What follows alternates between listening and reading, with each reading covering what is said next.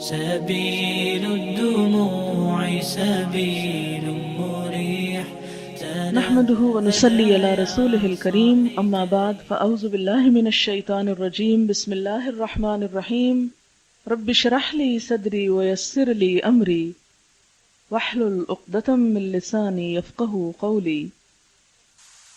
یا ایھا الذین آمنوا، اے لوگو جو ایمان لائے ہو، اذا نکحتم المؤمنات، جب نکاح کرو تم مومن عورتوں سے، ثم طلقتموہن، پھر ان کو طلاق دے دو، من قبل ان تمسوہن، اس سے پہلے کہ تم ہاتھ لگاؤ ان کو، یعنی سیکشل ریلیشن شپ ہو تمہارا ان کے ساتھ، تو پھر فما لکم علیہن من عدہ.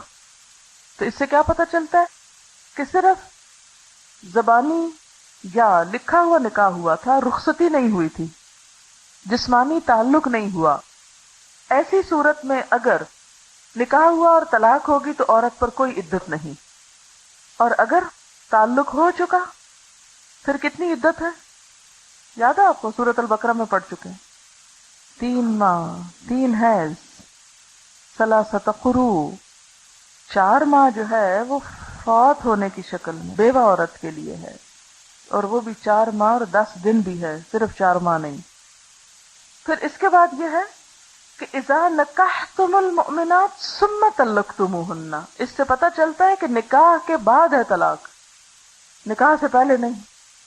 یہ بات میں کس لیے کر رہی ہوں کہ ایک مرتبہ ایک خاتون کو اس کے شوہر نے طلاق دے دی، ایک ہی دفعہ 3. اب ہوا یہ کہ اس شوہر نے جب طلاق دی تھی، اس نے یہ کہا کہ اگر تم حلالہ کرا کے دوبارہ مجھ سے نکاح کرو تو پھر اس وقت کی بھی میں نے تمہیں ابھی طلاق دی. پورا بندوبست کیا الگ کرنے کا، اور یہ سب زبانی باتیں تھیں. اب اس میں آپ دیکھیں کہ حضور صلی اللہ علیہ وسلم کی واضح حدیث موجود ہے، لا طلاق قبل نکاح، کوئی طلاق ہے ہی نہیں نکاح سے پہلے. اگر کوئی شخص یہ کہے کسی عورت سے شادی سے پہلے کہ میں نے تمہیں طلاق دی، تو وہ طلاق ہے ہی نہیں کوئی چیز. یہ ابن ماجہ کی روایت ہے.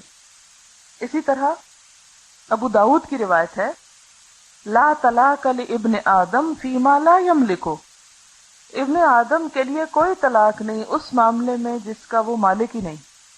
فیما لا یملک، ابھی نکاح ہوا ہی نہیں تو پہلے سے تم طلاق ڈال کے بیٹھ گئے ہو تو اس طلاق کی کوئی حیثیت نہیں. اگر کوئی ایسے کہے بھی کہ اگر پھر تم نے شادی کی مجھ سے تو پھر پہلے سے ہی طلاق، تو وہ طلاق نہیں ہوتی جب تک کہ نکاح ہونے کے بعد وہ یہ الفاظ نہ کہے. ہاں اگر نکاح ہونے کے بعد یہ الفاظ کہے گا تو پھر تو ہوگی، لیکن اس سے پہلے نہیں. سبيل الدموع سبيل